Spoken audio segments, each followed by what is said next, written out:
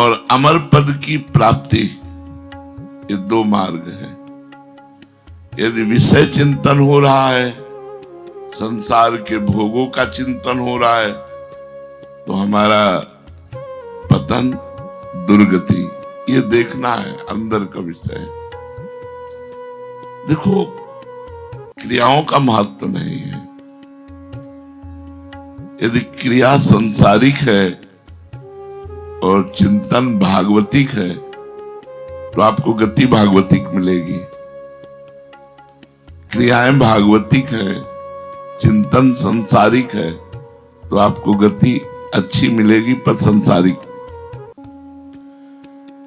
विषय चिंतन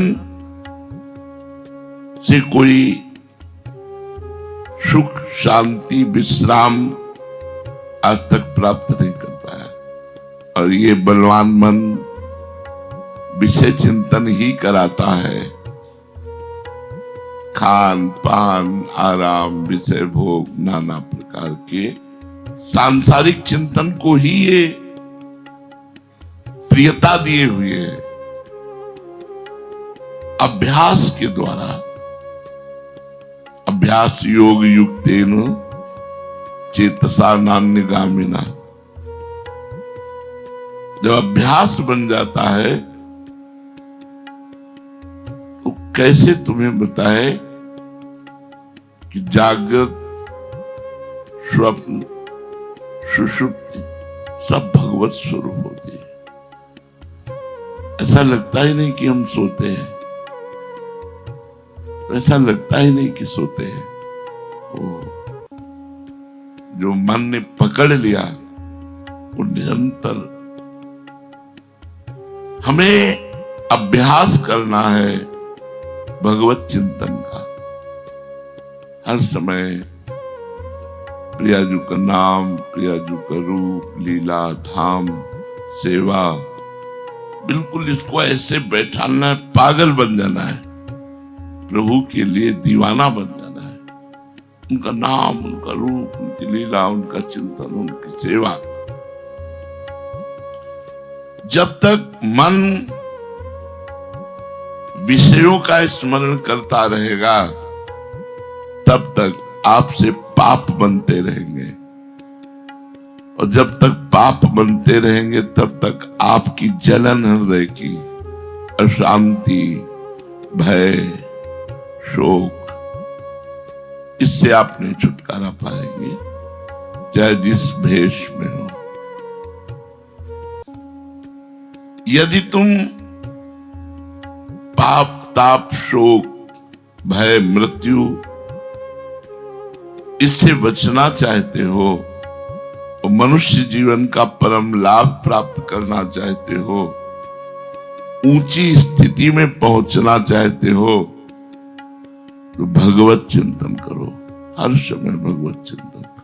कभी कभी मन को डांटना पड़ता है, फिर काटना पड़ता है उसके चिंतन को, और काट के डांट के फिर प्रभु में लगाना होता है।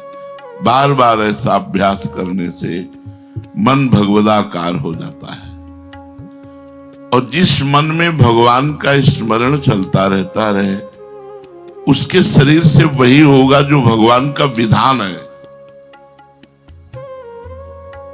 वो तुम्हारे सोचने से नहीं, अच्छा या बुरा उससे नहीं, उस शरीर से वही होगा जो भगवान का पहले से किया हुआ विधान है। जो कुछ हो सब तिहारी कृपा से, बिहारी बिहारिन और सब मिथ्या। जो कोई सोचे कि,